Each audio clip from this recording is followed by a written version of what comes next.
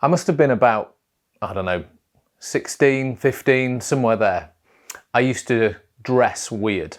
I actually had a haircut not dissimilar to this, but it wasn't cool back then, and there was more colours in my hair, and I just wore random clothes, and I was totally out there. I would have told you I didn't want to be noticed. It's just who I am, man. But it was actually me trying to be noticed. I got called gay, queer, you name it, in my nice little North Yorkshire village in town for dressing this way. It didn't matter if I was walking down with my girlfriend, I'd still get called it, because it was just the thing that people shouted at me. And one day I was with a couple of my mates, and we were in the village I grew up, and a couple of guys saw us and got this usual insult, but I had a new response. And I said, "You're homophobic." And I threw this at these two guys. And the one of them went, "What's he calling me?" to his mate. What? And the other one was like, "It means you don't like gays." I had a new label to give them. And it did shut them up. I mean, it confused them to start with, but then it shut them up. And I was quite kind of happy with myself and proud of myself. And maybe they were homophobic.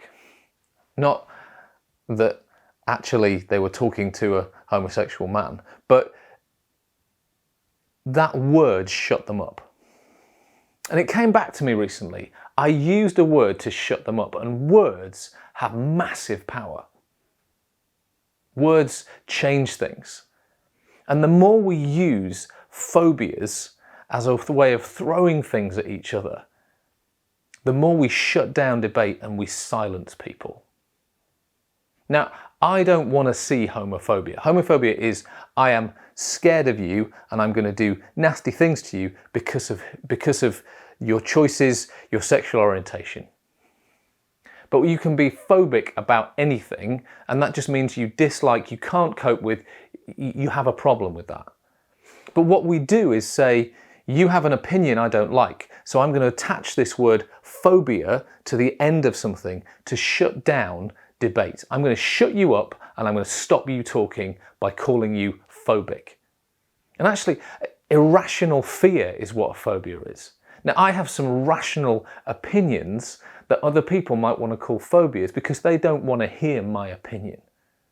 And they don't want to hear, and you know, I did to somebody else. I'm starting with me here. I'm not blaming the world at large. We can all do it. Using phobia is a way of shutting somebody up. Now, sometimes it is a real thing. You know, there is Islamophobia.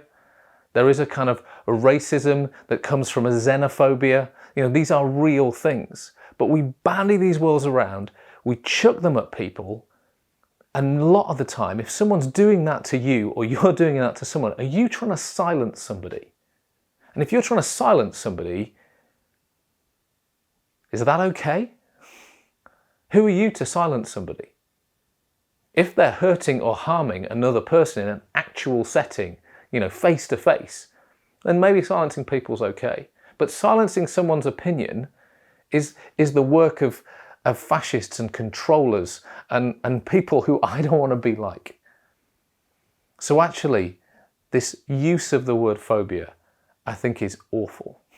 It's shutting down debate, it's pushing us apart, it's stopping us having a real discussion of ideas and thinking who we are and where we're going and what is the right and wrong thing to do.